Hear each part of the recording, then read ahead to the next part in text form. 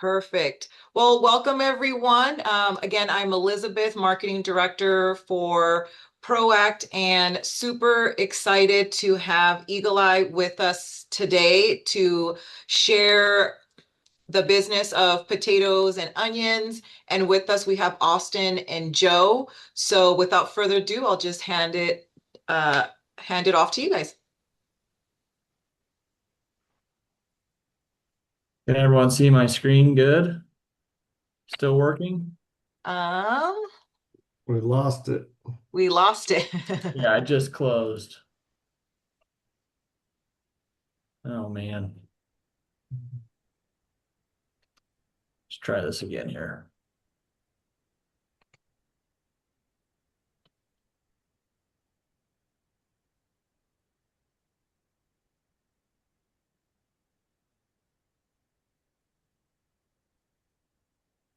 There we How go. about now? Not working? It was just You're, Yep, on. I can see no, it. We're we can see going? it. Okay. Guys, thanks for having us here. Super excited. I think Elizabeth kind of covered introductions. I'm Austin. Been at Eagle Eye just coming up on 6 years now, and I am the sales rep for the Proact account. And joining me is Joe Angie.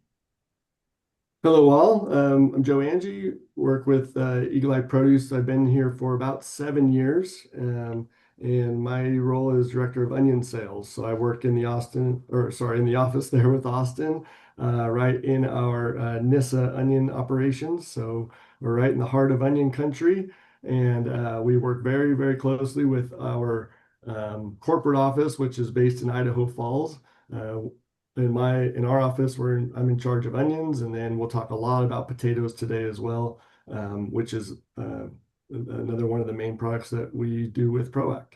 So thanks for having us. Who we are as a company. We've been around for 30 years. Eagle has been a trusted source for the highest quality produce. We are a grower and a packer. We ship over 1 billion pounds of fresh produce with over 30,000 acres of our own under cultivation. And every year we offer several year-round premium commodities with dedicated nationwide sales team to help our customers with their needs. We are pretty exclusive with Proact on onions and potatoes, so we'll be focusing this around that today. But our mission across all of our commodities is to be the partner of choice for our customers by growing and delivering the highest quality of produce, providing exceptional customer service, and employing the best people in the industry.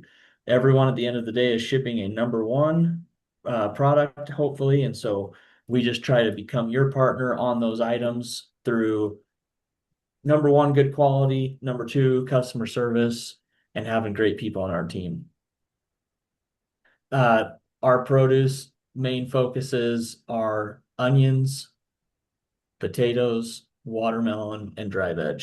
We do have a freight team in-house. We own a fleet of trucks as well that help us get these commodities to our customers. We have done other items in the past, but we've really focused in the last few years on these four pillars being potatoes, onions, watermelon, and dry veg. And then a little bit about our history. Newman Giles is our founder, and he started the company as a produce inspector. He was started at the very bottom, was an inspector, got into sales, and he ended up founding a company in 1996 in Roberts, Idaho, in his laundry room. And there's quite a few people here that have still at the company that have worked there with him in his laundry room. He began by selling and coordinating potato shipments. And we always tell people we got into the produce industry backwards because most people start as a grower and then progress into sales. Newman started on the inspection and sales side and realized very quickly he had to become a grower. And so we purchased the Idaho Falls facility in the early 2000s. We expanded into Nogales, Arizona, where we ship veg from Mexico. And we also began shipping watermelon and trucking our own produce at that time. We eventually invested in the soil and began growing our own crops. We bought a unique customer first perspective from starting on the distribution and customer side, where Newman was on the sales side. And he really founded our company and our farming practices around that customer first, what customers want to receive, instead of farmer first and trying to get customers to just take whatever you grow. Unlike most Eagle Eye started, um, backwards, but we today are fully integrated grower, packer, and shipper of potatoes, onions, watermelon, and mixed dry veg across the United States year round. Let's see here. I think it skipped over our question here, I Bill. think we had a question, Elizabeth. Sounds good. Let me pull it up.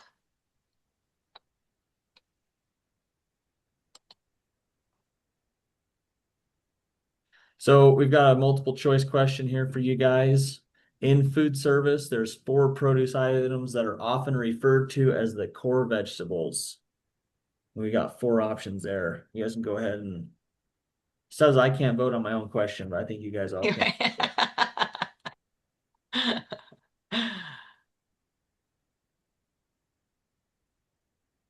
Does it tell you when everyone's done answering here? Not necessarily. I just give them a Okay. couple of seconds here, and then I will end the poll and show results. So good job. Can you guys see the answer? No. No? But yes, most people guessed correctly. Potatoes, lettuce, onions, and tomatoes.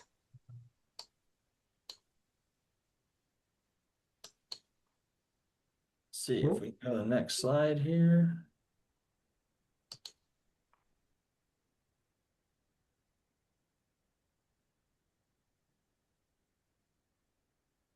You guys see my screen again? There we go. Yes. There you go. Okay. Oops. Very good. Okay, so yes, plot potatoes, lettuce, onions, and tomatoes, and we know those are four key drivers in the food service business. If you can get those right, there's a good chance that you can get some of the other business that any operator may have. So we're happy and excited that we can represent three out of the four plot items: potatoes, onions, lettuce, and tomatoes. We don't have lettuce, but we have the other three. So we feel that puts us in a good position to service and support your types of operations in the food service. Going back to Eagle Eye, these are some of our growing locations. So we grow, as you can see, heavy on the western part of the United States. Potato growing in Idaho, Colorado, Wisconsin, and New York, and Washington as well. And then onions, we have over the last 5 to 7 years, we have really increased our growing acreage and our growing and packing capability on the onion side. It's increased tremendously over the last few years. So super excited about that. And then you can see watermelon and mixed dry veg, heavy into Mexico, South Texas, Southern Arizona, Southern and Central California, and then a little bit in Utah as well. We are actually the largest grower of watermelon west of the Mississippi. A lot of our watermelon business is heavy in the retail business, which is pretty common in watermelons, but we do a fair amount of food service watermelon as well. Here We are some do of our, have a question. okay. Do you grow onions in New York? Yes, we actually do grow onions in New York.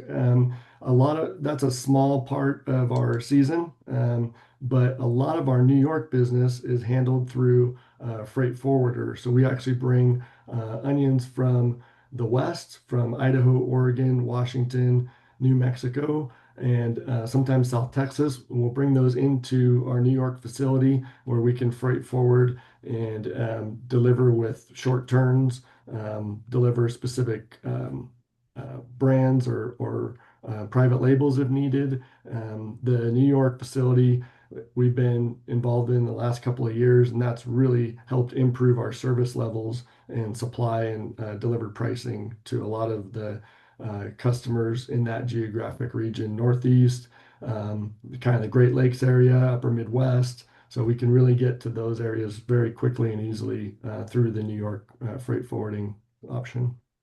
And that New York onion crop is currently, we just started this week. So we'll go on it for probably 6 weeks. Yep. Good question. Thank you. Moving on, potato facilities. So you can see some aerial views of our a few of our potato facilities. Idaho Falls, we would call that kind of our key facility in Idaho Falls there. That's where we have both red potatoes, yellow, and russets all under the same roof, and we can load all three colors at the same location there. We also have Twin Falls for russets, two facilities in Colorado, one in Monte Vista, one in Center, Colorado, and then Mattawa, Washington is russets, and then Wisconsin as well in Almond, Wisconsin, and that really helps a lot of kind of repacks and distribution out to some of those geographic regions as well. And then on the onion side, we have four facilities in the Idaho, Oregon, Washington region. So Ontario, Oregon is our newest and somewhat of a flagship for us now. So last year we acquired the largest or one of the largest fresh pack onion facilities in the Treasure Valley. And you may be familiar with that as Baker and Murakami, who's been somewhat of a staple in that area for many, many years. Eagle Eye acquired that facility last September, and we shipped out of there all season last season, and we're just excited to get ramped up at our second season in that facility. We've really spent a lot um, of time, money, expertise on developing that and moving that into one of the most state-of-the-art facilities in that Treasure Valley. We've upgraded the storages, so we have cold storage, which will help us to extend our storage onion season all the way into late April and hopefully middle of May, which will really help with some of the very difficult transition type periods when it comes to onions. Our other facility in Nyssa, Oregon was actually our first onion facility. And we do a lot of private label packs there. And that's one of our great facilities, great partners there as well. And then Arcadia, Oregon, that's also um, that's very close to our Nyssa facility. And the great thing about our office, where Austin's sitting right now, I'm actually down in New Mexico today, visiting some of our partners down here. But where Austin's sitting in our office, that is right center. It's about 20 minutes away from three of our largest facilities in that Treasure Valley area. So it's nice because it's accessible. We're right there. We can go to the shed and really have a hands-on approach to onions. Whenever problems may come up, we need to give feedback. We want to talk to the sheds about maybe detailing a pack this way or that. It really helps out to be right there on site, on the ground with our onions.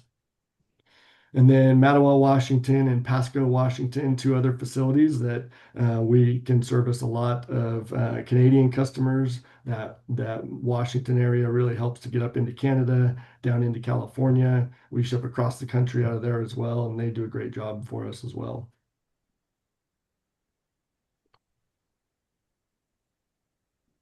Moving on there. Computer's frozen up here. Uh-oh. There we go. We had it and we lost it. I think it's it's a question, I believe. Oh, it's a question? Okay. Yes. I will do the poll here to launch. The question is, potatoes are the most consumed vegetables in the United States. True or false?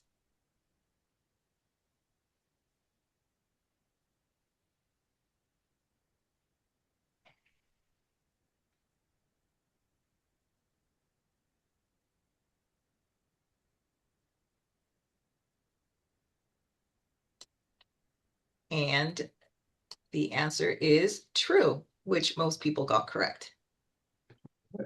Good to hear. perfect. Potato is the number one vegetable. As you all know, it's a great filler product. A lot of volume comes out. See if I can go to the next slide here. There we go. So we do all colors, shapes, and types of potatoes, from fingerlings to reds, yellows, purples. A big topic item right now that everyone's asking questions on and is the difference between North Dakotas and Burbanks, as russets are by far our biggest staple item that we ship. By volume, it far exceeds all of the others combined.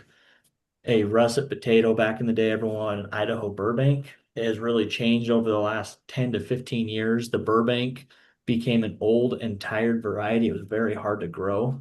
And so the Idaho Potato Commission, as well as the Idaho Potato Growers Association, invested heavily in developing new varieties, which turned into the Norcota. A couple items as we're in summer potatoes are here right now, guys, and we'll be into new crop coming pretty quick. But we save all of our Burbanks for the very end of the season. It is a smaller potato. It takes a longer time to mature. Uh, it's a 120-day variety versus a Norcota is a 90-day variety. It has the traditional Idaho russet appearance, which used to be the reason people wanted it. The Norcota has really come to match it as well in appearance and uniformity. The Burbank does have more variable sizing and is more elongated versus a Norcota's more consistent sizing and shape. A Burbank has a drier and fluffier texture and composition when it's baked versus a Norcota has a higher water content, which is why we try to get rid of those before the end of the season.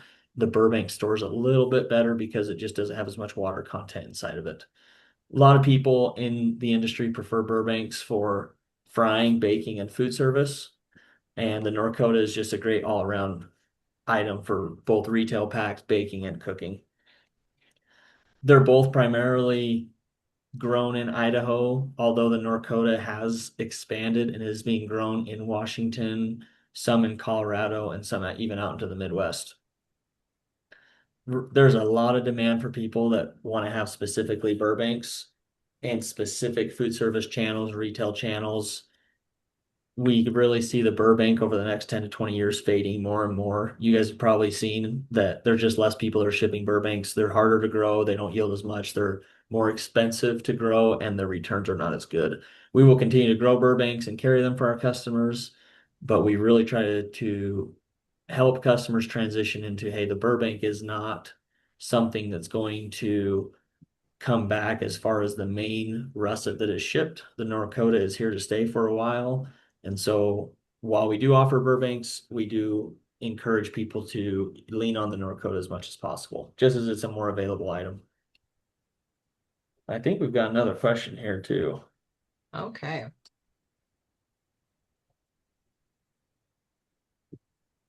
It says, which state produces the most potatoes in the United States?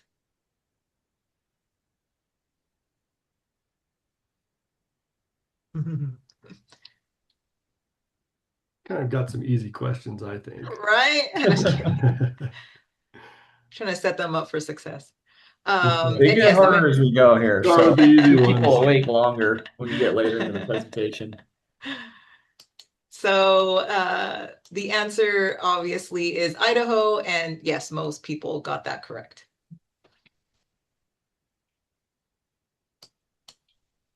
Well, good job. Idaho is the largest potato processor in the United States, or grower, I should say. But Washington is behind, but really it's not that far behind. We grow a lot of Washington russet potatoes as well.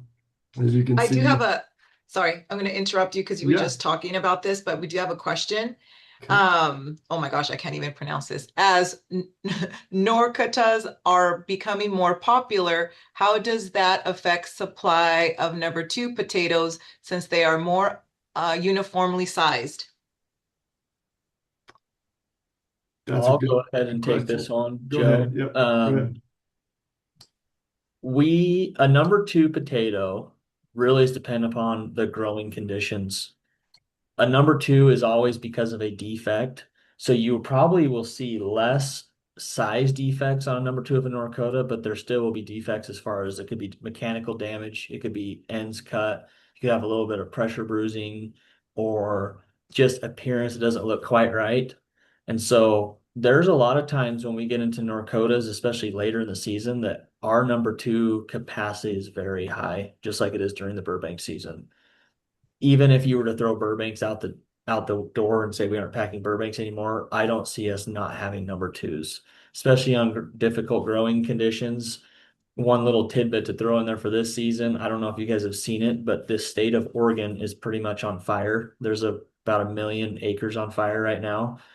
Because Oregon is on fire, Idaho is covered in smoke. We didn't anticipate this until a couple weeks ago, but it's being very hard on the crops right now. And so if the smoke doesn't clear out over the next 2 to 4 weeks as these potatoes and onions finish off, you probably will see a lot of number twos around this season. Good So question. hopefully that answered the question. We can go to the next one, Austin. Let's see. Ooh, another question. No, I don't know why these keep coming back. There's a bit of a delay on the slides. It's kind of weird.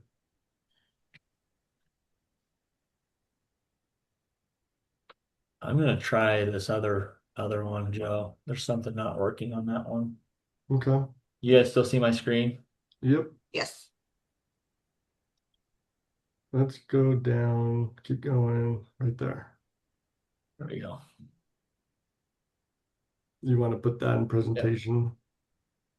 It's having a problem when we go into presentation mode. As soon as I go into present, it doesn't. Look at that. So I'm going to I just wonder if we should we, why don't we just leave it that way? Because yeah, everybody, Yeah. we'll have to do is that. that still Sorry, working, guys, but Elizabeth? there's something technical not working here on our side. So Yeah. Okay, well, as long as everyone can still see the slide, we'll talk through some of the advantages of an Idaho potato. Been a lot of development, both with the Idaho Potato Commission and the industry to try to make that Idaho potato known, not just from a marketing standpoint, but a true advantage. One of the big things is traceability. So all Idaho potatoes are traceable back to the field that they were grown in, and that's through some rigorous and very closely monitored traceability all the way from the day it's planted to harvest to packing in the facility. We track all of that through our system, so we know exactly where we're both growing, packing, storing, shipping. So a very strong advantage when it comes to traceability. The inspection process is pretty rigid when it comes to Idaho potatoes. Idaho is actually the only state with on-site third-party USDA shipping point inspectors. So what that means is we cannot ship a potato out of Idaho that has not been inspected by a USDA inspector. So every potato when it leaves our facility has an inspection behind it and is either a US number one or a US number two. And so that's something that's an advantage out of Idaho. Quality obviously is a very strong priority. The standards for a US number one Idaho potato are more stringent and strict than some of the other states. And when it comes to sizing, some of the benefits there, like Austin was talking about with the Norcota versus a Burbank, the sizing and the seed development that we've gone through in Idaho has really helped to make that sizing consistent. And then with the grades, there are very tight specs from a grade size standard. And we'll get into a slide a little bit later about what that looks like. A 100 count potato out of a 50-pound box. There's a small range there from 97, 98 to 103 potatoes in that box. So it's pretty narrow. If you order a 100 count, you're going to get about 100 potatoes. And that's one thing that's very strict in Idaho as well. And then brand recognition. Everyone is very familiar with Idaho being known as the potato capital of the world. There's the Idaho Potato Bowl, a college bowl, the Idaho potato truck that you may have seen driving around at the food shows, and the social media presence and the marketing from the Idaho Potato Commission has really helped to make the Idaho brand recognizable. And that's an area where we feel that could help your businesses help drive sales, offering that Idaho potato and just having those benefits behind it. We'll move here. So we're going to show a little video. It's actually not a little video. It's about 4.5, 5 minutes. So not just to sit back and let you watch it. We're going to try and narrate through the video as we go. So bear with me. We've practiced it a couple times, but we'll see how she goes. Basically, the things that we want to show you in that is we want to show the full process from seed selection to growing practices, harvest, storage, and then packing and shipping. So let's get into that. I think we've got a question beforehand though, right? Yes, sir. Okay. How long can potatoes be stored after harvest under proper conditions?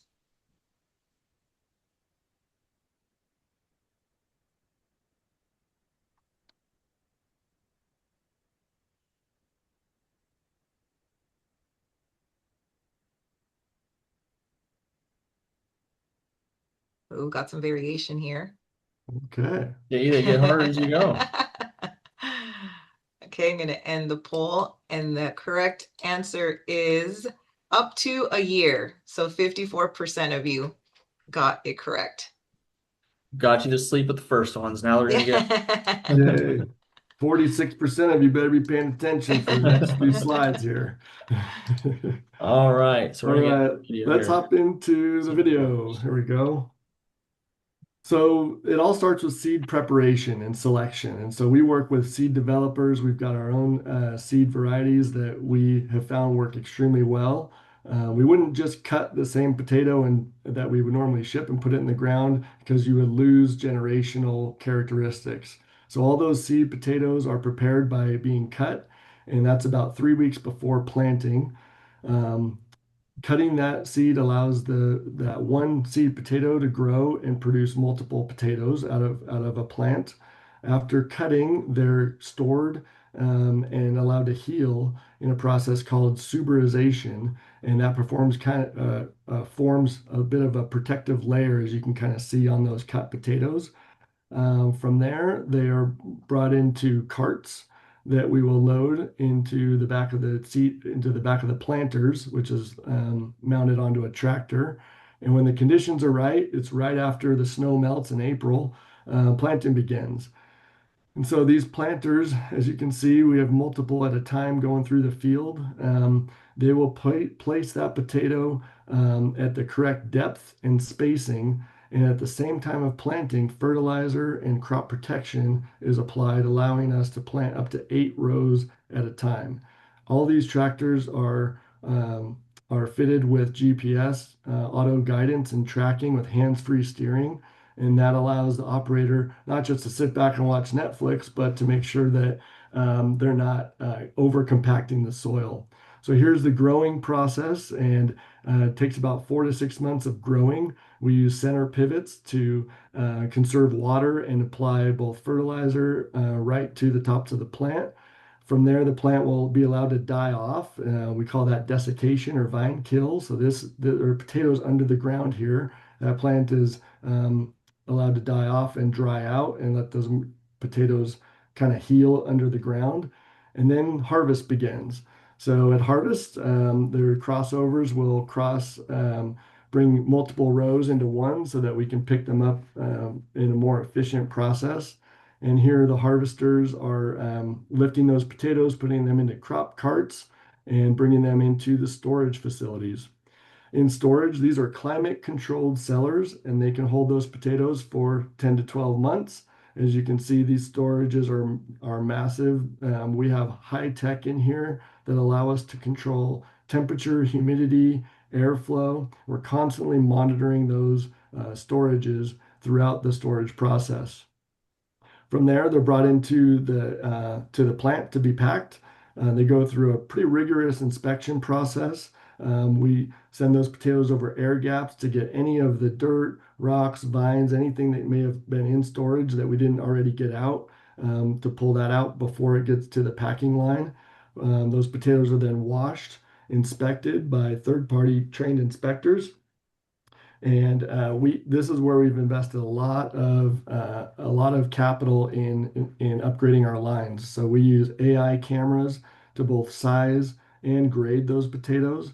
And here you can see there's an inspection process where we have people on the line that are visually pulling out issues, but then the AI cameras are speaking with these spider arms to pull any potato that doesn't meet grade, pull it out and put it into a different pack. From there, they're packed into cartons or bags or consumer bags.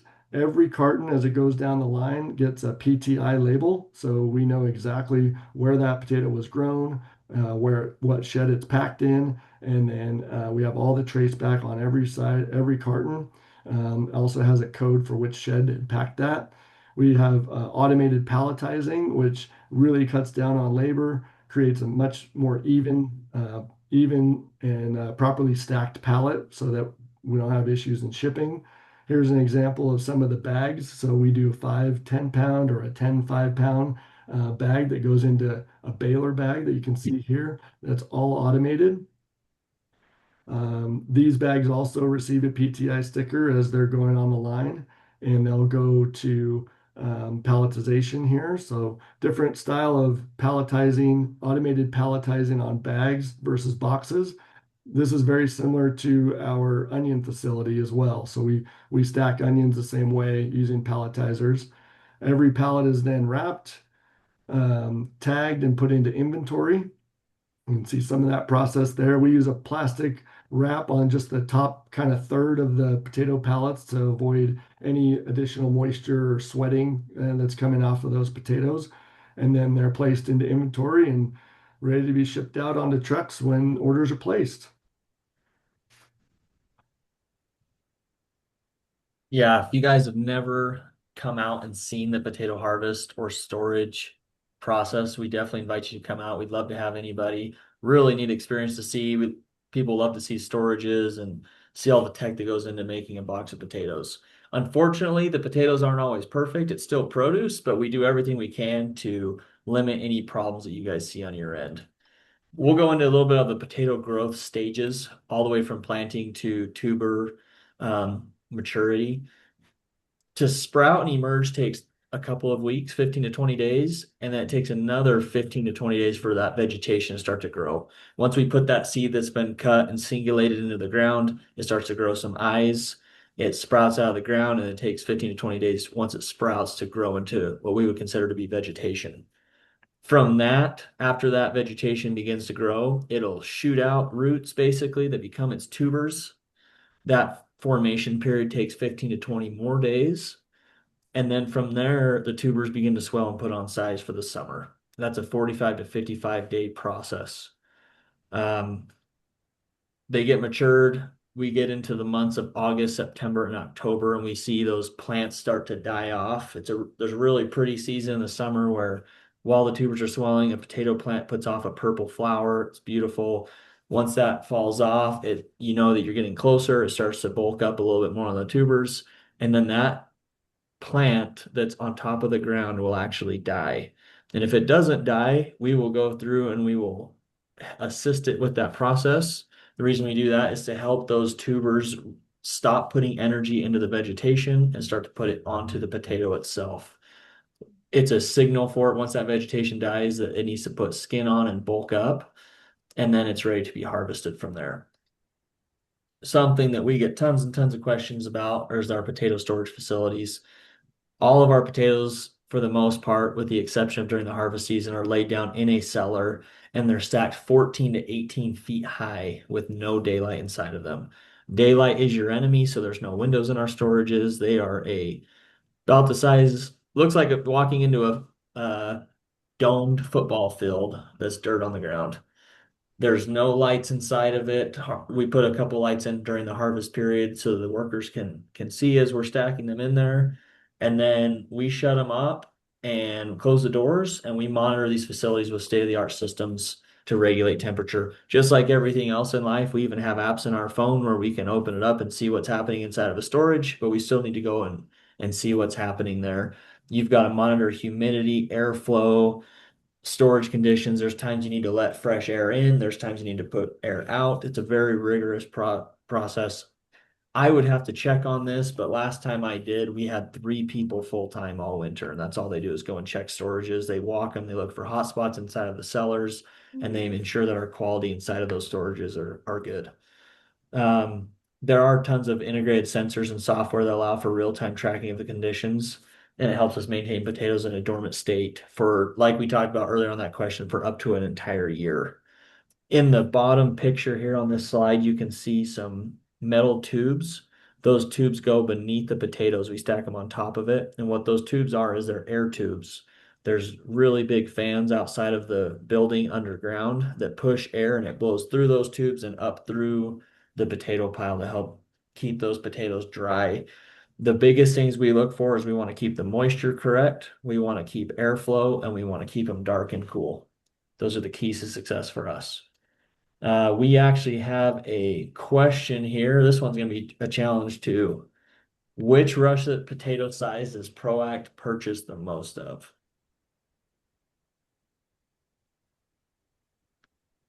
I don't think that's the Oh, right those aren't, items actually. we've got a curveball here for you. Those aren't actually, those are not the correct answers for that question. So, The questions are that's okay. 19. My bad. Maybe that was me. No problem. You're good.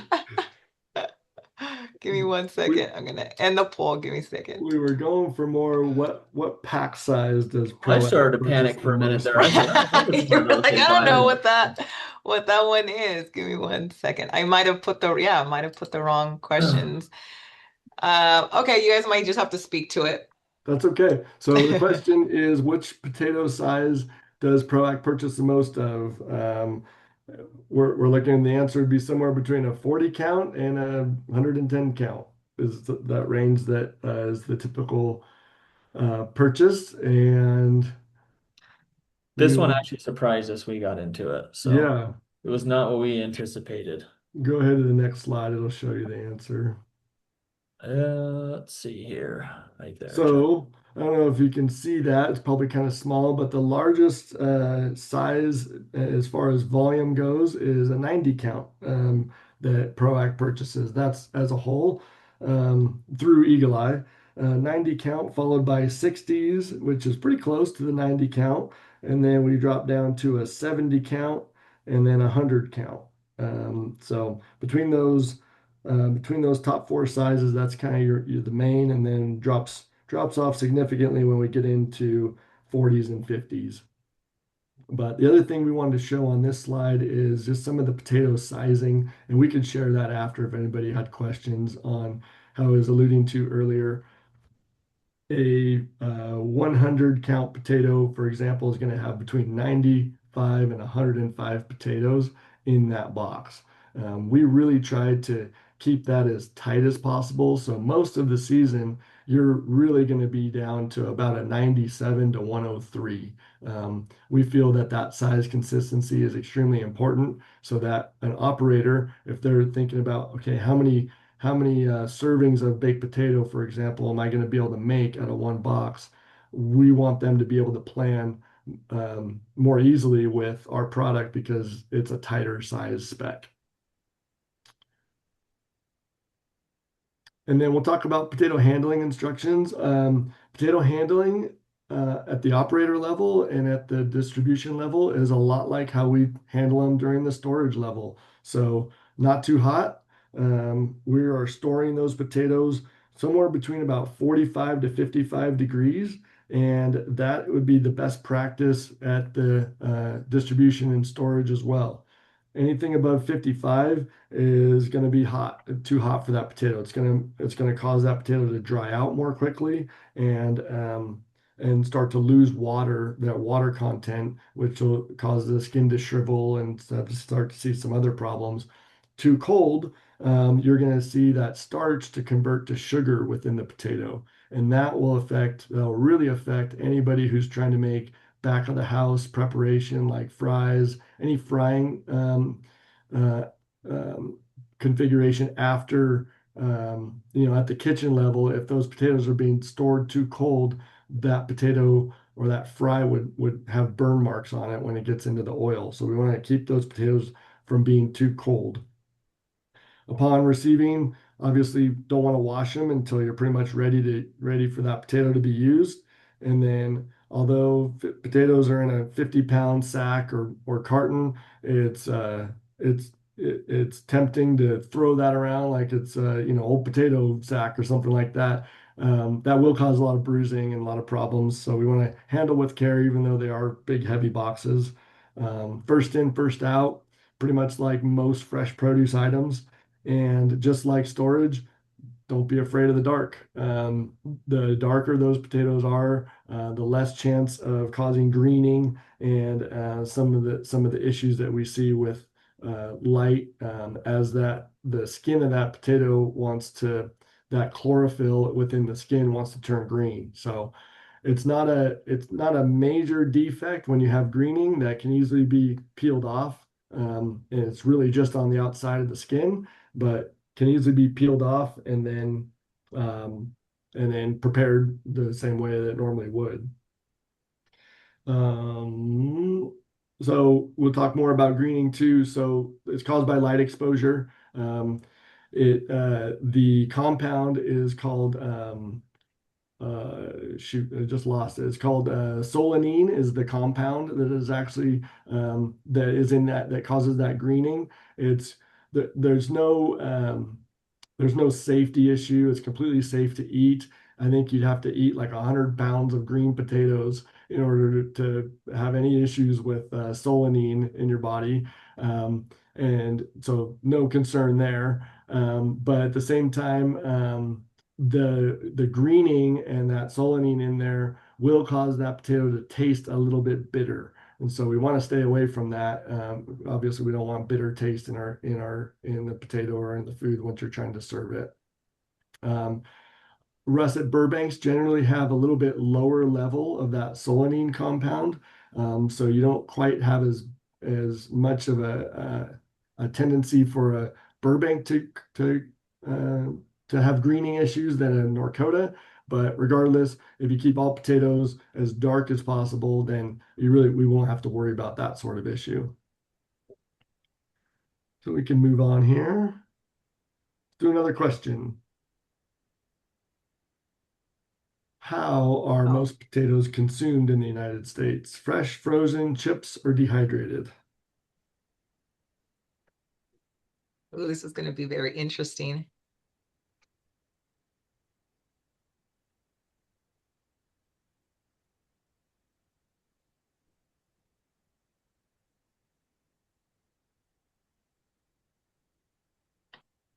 Okay. And the answer is frozen products. 45% said frozen products, followed by chips at 33%. My background was only on the onion side growing up. We grew potatoes only for frozen industry. That being said, we grew 1,000 acres for the Simplot company. I assume that fresh potatoes were the number one consumer of potatoes, and it is not even close. As Mhm. big as the fresh industry is, there's weeks in the United States. If you look at the USDA report, we ship up to 1,000 loads a week as a whole industry. Still, the bulk majority of potatoes consumed in the United States are through the frozen industry, with only 16% of the market being on the fresh side. Really interesting. There's a lot on the growing side that goes into that, but we really don't drive the market near as much as when the frozen industry or the dehy or the chip side become short on potatoes. That's when you see the potato markets like we experienced a couple years ago when they hit these $40 markets. So there's a lot of questions that go into judging what the potato market's going to do in the fall. As you look at it in the summertime, I've had quite a few of you guys ask me questions. What's it going to do? All we know is that the fresh industry is down some, and the potatoes grown for processing are also down, which indicate that the market will probably come up. Total consumption annually per person right now in the United States across all these items is 114 pounds, which is crazy. That's a lot of potatoes for someone to eat. Gold potatoes are on a trend and have emerged as a high growth specialty category. Our volume sales are growing upward as much as 6%. Something to think about. All of the, I would say across the board product membership has started to order more and more yellow potatoes. Potatoes are the number one food expected on menus, with our top dishes being fries, mashed potatoes, potato salad, hash brown, and baked potatoes. And we have seen that patrons will pay more for dishes with potatoes. Nearly half would pay $3 to $8 more for dishes featuring them. And that's just some items that we pulled from the USA Attitudes and Usage Study in 2025. So we do But have a question. go ahead. How often are the potatoes hilled during the course of the growing season? Totally depends on the variety and the time of year. Most of the time, especially on early potatoes, you will plant them pretty shallow. We'll plant them shallow. That allows the earth to warm up faster and get that seed activated. Before the plant emerges through the ground, we will come through with what we call shovels behind a tractor, and we will hill them up one time. That counts as the first time I would say they're hilled up, unless you count planting as the first time. And then as the plant forms a vegetation, we will come back through with the same machine, which has shovels on it again, solely to get rid of weeds and hill it up one more time. So generally speaking, you hill it up upon planting. As you saw in that video, the field was flat. They go through and they plant and it hills up a little bit and plants the seed. We'll hill it up again just to get the seed more depth, and then we'll cultivate it. So there's 3 times that a hill is formed. There are exceptions to that rule where guys will do 4 or 5 times, but 90% of the time it's a 3 hill process. Going on to the next slide here. New crop and storage crop, really important slide, especially this time of the season. We actually started yellow potato new crop today, and russets are right around the corner. New crop potatoes are a difficult time of season. I know everyone gets tired of looking at old crop during the months of May, June, and July, and they're excited for new crop. But the first of new crop does present challenges because it is so hot and or smoky outside during the harvest period. The transition from storage to fresh crop characteristics are temporary. It's only a challenge until we get into October once the potatoes have sweated. Your customers or you guys will notice as they come in more moisture in the bags and cartons because these potatoes, it's going to be 103 today here. We harvest at nighttime. It cools down to 80 or 70, but that soil temperature still stays up in the high 80s to low 90s. It just is not enough time for potatoes to cool. And so once we put them on a truck, they still cool down and they will have some moisture leave and go onto your packaging. You'll have a lot lighter skinning and dark spots or white blush on the potatoes, and these are cosmetic only and do not affect the eating quality or the grade of the potato. We will get into what we call storage potatoes in late October. This is where potatoes are going into these storages. They're allowed to sit and sweat and get all of that moisture and evaporation out of them in a curing process. And we cool them down to 40 to 45 degrees for dormancy. By late October, you guys will see those catalog potatoes that have solid skin set, balanced moisture, and they are excellent to ship and hold on to for a long time. Our recommendation this time of the season is do not hold your potatoes very long. Hold them as few of weeks as possible to ensure your customers get the best quality available. And then there's a couple icons here with just some storage crop season defects and some new crop season defects, as they're very different from each other. And we can talk more in depth about that. If you guys ever have questions, feel free to reach out. We have some documents we can send out to customers. And we are going to go on to another question. Going into how many pounds of onions does the average American eat per year?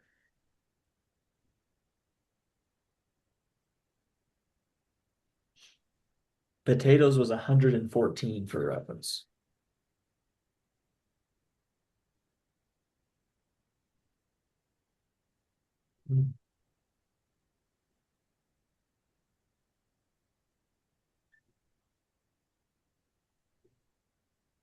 Okay, I'm gonna end it here. And the correct answer is 22 pounds. Most people, 50% said 35 pounds, followed by 29% said 22 pounds. Okay, so that means 50% of the people think that they can move more onions. So we like I do, that. I do have a question. Yes. Can you talk about the potential impact on the sizing profile with the current heat wave? Specific to potatoes, I think they're probably thinking more potatoes there. They didn't say. Go ahead, Austin. I'll let you take that one. So because there's smoke, I'm sure everyone has been outside when it's smoky at least once. The sun, you can look directly at it, doesn't affect your eyes. That also happens to the plant and it does not receive photosynthesis. It basically makes your plants, whether it's potatoes and or onions, stop growing. Onions are pretty clear cut. Onions grow mostly on top of the ground. We can see what's happening all the time with them. They just stop growing. This is really hurting our size and our yields right now. You get 2 to 3 weeks of smoke, and you equate that to I lost 10 to 14 days of daylight. A crop is based on sunlight and water. We can have all the water in the world, but if we can't get it sunlight, it's not going to grow. So we would say that the onion crop is starting to size smaller than it would have without the smoke. Potatoes is interesting because it also, generally speaking, it does just make it not grow as much, but there have been times in the past where the smoke makes a plant stress enough, it will cannibalize. And it might have 10 to 15 tubers growing at the time that it's not stressed. Upon being stressed, these bigger tubers will eat the smaller tubers, and you will end up with, instead of a plant having 10 to 15 potatoes ranging anywhere from a 40 to 100 count, you'll end up with a potato plant having 3 or 4 tubers, and they're all 40 or 50 count. So we have had that happen. I think the last time it happened was 2020. We had a lot of 40s, 50s, and 60s. We were very short on the small size. But then there's other years with the smoke that we don't end up with big potatoes because what is there now stays there and all the tubers are still in the small sizes they're bulking. So the potato thing is really hard to judge. It we will have to see as we get closer to harvest. I would just add Idaho's kind of unique. Most states have four seasons: fall, winter, spring, and summer. Idaho actually has two extra seasons. One is road construction season, which it seems like every summer it's road construction everywhere you look. And we also have smoke season. So it's not uncommon for Idaho to get smoke from other states' fires, our own fires. There's been times where, Canada, Northern California, the Northwest have fires, and the smoke just really seems to funnel into some of our growing regions. So it is a concern. With the smoke is a concern. I don't want to discount that at all, but it's not totally uncommon. We definitely do have smokes at times. It's not like we're anticipating a crop failure or anything like that. We just see that there may be some size impacts from the amount of smoke that we're getting and the timing that we're getting it as well. So, yeah, just to line it up a little bit, it is very, very smoky, and but we don't have we're not panicking by any means at this point. Yeah, we will monitor it, and if it becomes an Yeah, issue, we'll put an alert out to the ProAct team. for sure. So let's jump over to onions. So Eagle Eye is proud to offer year-round USA only grown onions. That's something that we've worked very hard to develop partnerships and growing practices and growing regions so that we can supply all ProAct members and all of our customers with USA grown onions year-round. We do have to transition to a couple different regions. We're able we'll start harvest of onions in the next couple of weeks. And so we'll have onions from late August all the way until, and then we'll store those onions all the way until, like I was saying earlier, middle of April and ideally middle of May. But then at that point, we will transition down to Texas, California, and New Mexico during the summer months. So you can see kind of a grid there where our availability is. And again, that is USA grown all year. So we're proud of that. And So go we're gonna ahead, get into a little Austin. video here showing onion production, just like we do on the potato side. So onions are gonna be grown here in Idaho, Oregon. We have two forms of irrigation we'll talk about here as we watch this video. The two ways that we irrigate, number one is through drip irrigation, which involves a piece of black tape. As you see here on the behind this onion planter, there's 4 pieces of black tape. We put that tape under the ground and we run irrigation water through that tape. The other form of irrigation is called furrow irrigation, where we just have a furrow in between the onion lines and we put water down those. They both require different kinds of equipment, but we'll focus on the drip first. We've got a crew sitting here behind this planter. The beds have been knocked off and made flat. We sent an onion planter through. There was a picture of some of the seeds there. They look a lot like a nerd candy if you open it up. They're little tiny, different colored. The reason they're different colors, they're pelletized with a protection against pests. And then we go through the field. We've got monitors that monitor how many seeds we put per acre. We try to shoot for about a 40,000 per acre plant population. Um, And then this is progressing into as the crop is grown, we've got the sun shining on them, we've got irrigation. They use a lot of water. This time of the year, July and August, these onions get irrigated about once every 5 days. So they are constantly drinking water until their tops die off, which is what you show here. Just like a potato, we go through, we make sure their tops are dead. It helps the plant put the energy into the onion itself. They're harvested on top of the ground and they are put into a semi. And from there, they are hauled over to our onion packing facility. This is the what we call the Eagle Eye TVG shed that Joe was talking about earlier. These onions come in and they come across a line. The first thing that we have happen is we have a couple of people on the lines that pick out any major obvious defects or hazards such as a rock or a weed or anything like that. They're then dropped onto this belt. They go across a line and they start lining these onions up and spreading them out so that we can singulate them. They're rolled across these rollers and they go on this line where each onion sits by itself on what we call a cup sizer. It goes through a camera system and then it sorts them by both size and grade. It drops those sizes and grades that are together onto lines that are then sorted through again by people, and then they are bagged.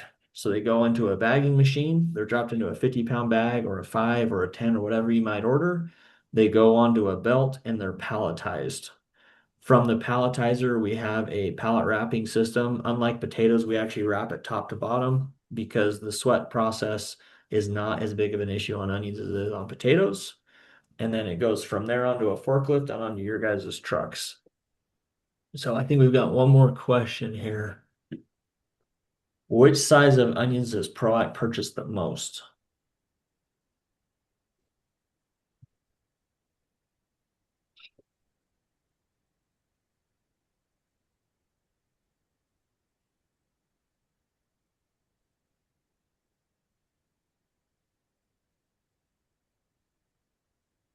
Jumbos are ahead by a lot. 84% said jumbos, which is the correct answer.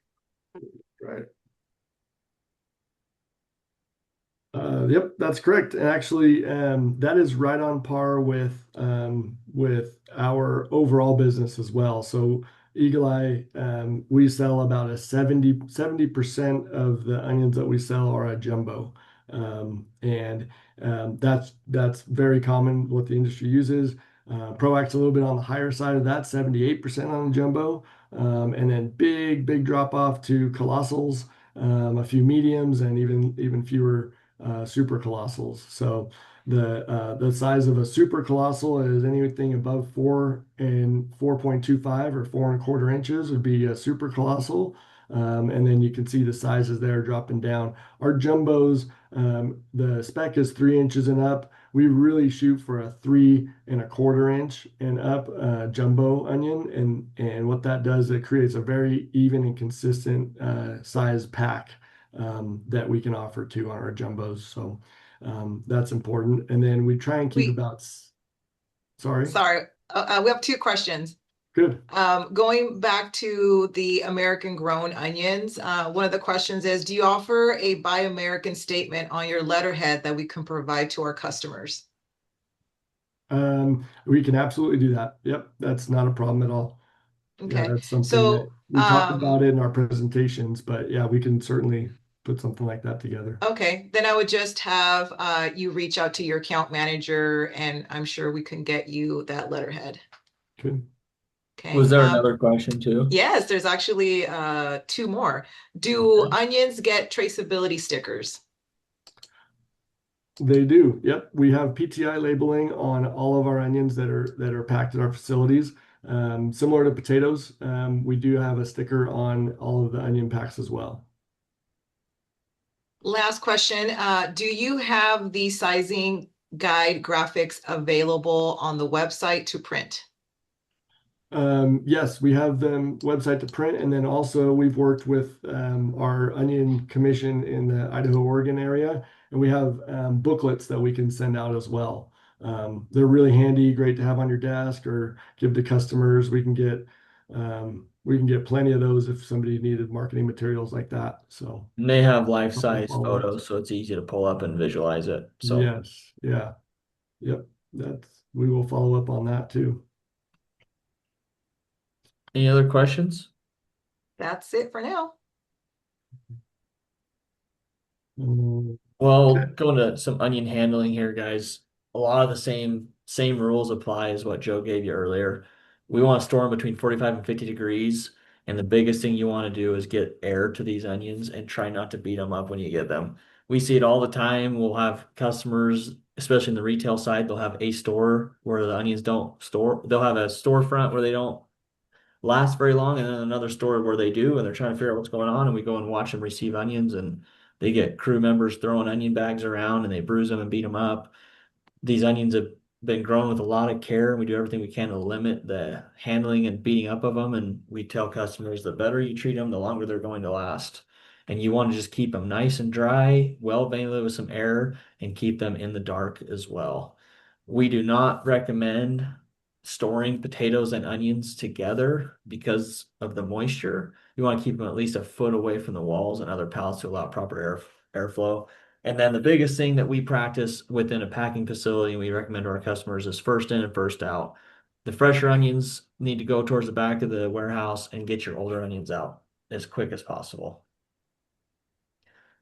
So, another question for you guys, where do onions rank among fresh vegetables produced in the United States?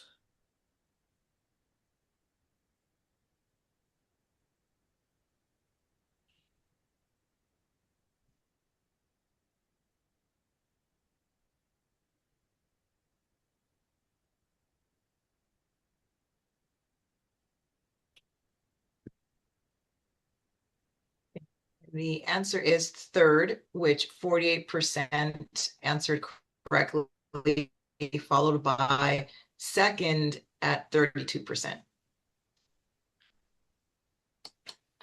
Very good. Yes. Yeah. So onions are just like potatoes, really. If you look at a menu in any restaurant, there's an onion on breakfast, lunch, and dinner. Whether, completely flexible with different types of preparation styles, and pretty much every meal of the day can and should include an onion.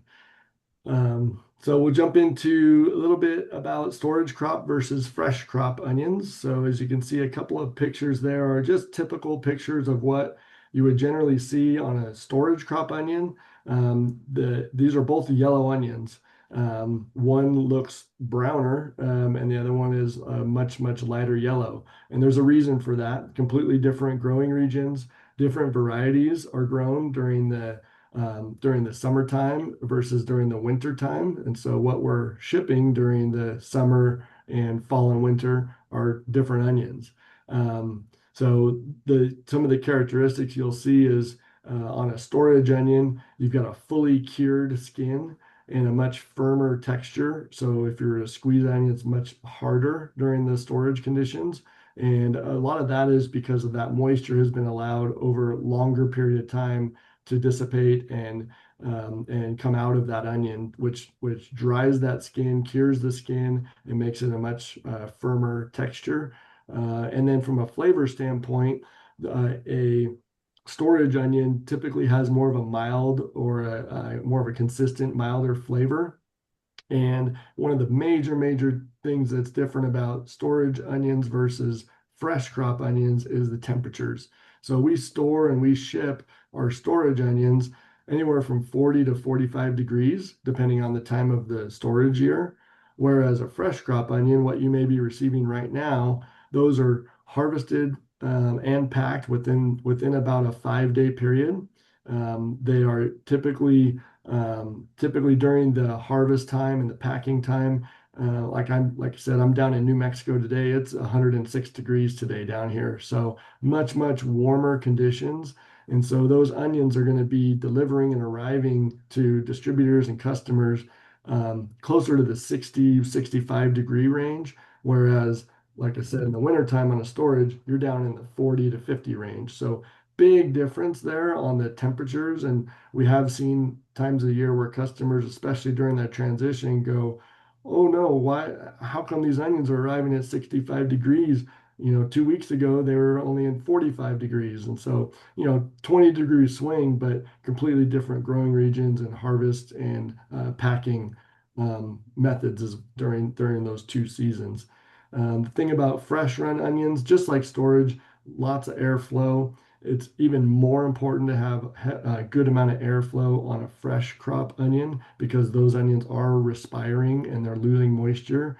So if they if they're held tight to the wall or right next to a pallet of potatoes, there's just nowhere for that moisture to go, and you'll start to see surface mold start to develop and some of those issues on a fresh run onion if they don't have ample airflow. And then the other thing about a yellow or about a fresh crop onion or a fresh run onion is a lot flakier skin, thinner, flakier skin. Some of the major differences there. So we'll jump into food safety. So food safety is something that we probably should have this slide very first because this is top of mind in everything we do. This is extremely important to us. Food safety and compliance. Eagle Eye performs over 60 independent audits on our fields and facilities every year. We are Primus GFS and GFSI certified. We use a Primus GFS Model 9, which is an IPM practice for integrated pest management. And then one thing that we're really proud about is our SMETA audits. So we've got a few of our facilities have gone through and received SMETA audit certifications. And that is important to us because it has to do with ethical and social responsibility. That's a very detailed and very difficult audit to pass. The auditor will go through and spend about 2 or 3 days in each one of our facilities, and they'll have one-on-one interviews with employees. And they could be employees in the office, they could be employees that are on a forklift loading a truck or on a packing line grading onions, and they want to know how those employees are treated. Are they treated fairly? Are they listened to? Do they feel like they make an impact on the organization? Those are things that are important to us. And we talk a lot about labor and a lot about automation and the increase in automation in our facilities. And it's not to get rid of people, it's to put people in jobs that are more desirable, where they feel like they are having a larger impact on the company and a bigger part of the team. And so the SMETA audit is a difficult one to pass. And like I said, we've got a few of our facilities with SMETA audits, and it's a tough one. All of our packaging is labeled and marked cool labeling, so country of origin labeling on all of our packaging. And then all of our produce facilities, potatoes, onions, and veg are all PTI compliant. That's the PTI stickers on the bags and boxes and packages. And recently, we've partnered with Heavy Connect, which is basically a digital platform to streamline all of our food safety, traceability, quality assurance, and all of our documentation. Any of you who may have visited growers and packers and shippers in the past, you may end up walking by someone's food safety office, and it's a dirty office. It looks like a library from the 1800s, and there's just dirty binders that sitting everywhere and dust covered papers, and you wonder how are they keeping track of food safety if that's their system. And I'm sure a lot of people do a fine job there, but by digitizing and streamlining all of our food safety all the way through the QA process, that's really helped to up level our overall performance and product that we can offer. And then a little bit more about innovation. We'll actually have a video next to talk about some of the innovation. And so this is a robotic arm, and it's just kind of neat to see and watch it in person. This is a short little video clip of it, but this is doing the job that somebody would have been standing there sorting these potatoes. And this robotic arm is controlled by AI cameras further up the line, and it's telling the arm basically which potato to pull and what to put into. It's putting those into probably a number two chute there. It can go into a number two or a cull, but pretty cool just to see how how it works on the potato side. We have something similar on onions. It's not an arm like that, but similar AI sorting on the onion side as well. And then we'll jump into this video here. This is just a time lapse of our something we're really excited about. We'll be about 3 weeks out before we completely launch our new red and yellow potato shed. So this is in Idaho Falls. This is adjacent to, it's under the same roof as our russet potato packing shed. And we actually took the roof off of the building on this side of the shed in order to do this upgrade. And we did just a time lapse footage. This is about a 6 month process that we've gone through. But as you can see, we added a second level within the facility, and we have really gone through it's a multi-million-dollar expansion. And this is going to allow us automated red and yellow packing lines. It's going to improve our efficiency, our flow, our capability, our speed. And some of the cool things about this is we're going to be able to pack about 100 pallets per hour once this is dialed in. We're using 50% less of the labor on those lines for packing, sorting, grading. Um, cut water use by about a half, and faster unloading. And that's from the storage facility to the packing facility. We can unload trucks much faster, which puts those trucks back in storage, so we can flow product through the facility a lot faster. And then all of this is high tech LED lights, and a much lower energy use overall. So really excited about our red and yellow potato facility. And then this video has audio, so we don't have to narrate for you. Hopefully the audio comes through. This gentleman is Newman Giles, the founder and president of our company, and he's going to talk about sustainability a bit here. At Eagle Eye Produce, we're making big efforts to become a more sustainable company. We want to have a positive impact on the environment, the people we serve, and the communities we depend on, starting right here on the farm. It all begins with conserving water in the fields. We invest in smart technologies like drip irrigation and pivot systems to make the most of every drop. Our irrigation systems are designed carefully to support our conservation efforts with the right spacing, sprinkler heights, and other advanced monitoring technologies. Our goal is to grow crops in a way that preserves air quality, water resources, soil health, and biodiversity. This not only helps protect the environment, but also ensures we have top quality crops for years to come. As our produce makes its way to our warehouses, we've taken significant steps to conserve water. We've implemented a state-of-the-art water reuse program that allows us to recycle fresh water efficiently. By doing so, we reduce our overall impact and create a closed-loop system where organic wastewater becomes a valuable nutrient source for our crops. Inside our offices, we've made changes to reduce waste. We've replaced single-use bottles with water fountains that have convenient filling stations for reusable water bottles. We've also converted to all digital processes to reduce paper waste and increase efficiency. We have also made big improvements in transportation and distribution. We've upgraded to fuel-efficient trucks and tractors, reducing our carbon footprint. We comply with regulations, increase fuel efficiency, and minimize idle times, all in an effort to make our distribution process more sustainable. Just as our team members rely on us, we rely on them. That's why we believe in investing in our employees and local communities through service and charitable giving. Through our Produce for the Care and Cure Foundation, a portion of our sales supports families facing life-threatening illnesses and contributes to research efforts for finding a cure. At Eagle Eye Produce, sustainability is a shared commitment across all aspects of our company, from the farm to the warehouses, from the offices to transportation. We actively work to reduce our environmental impact. Together with our team members, partners, and communities, we're working towards a greener and more sustainable future for generations to come.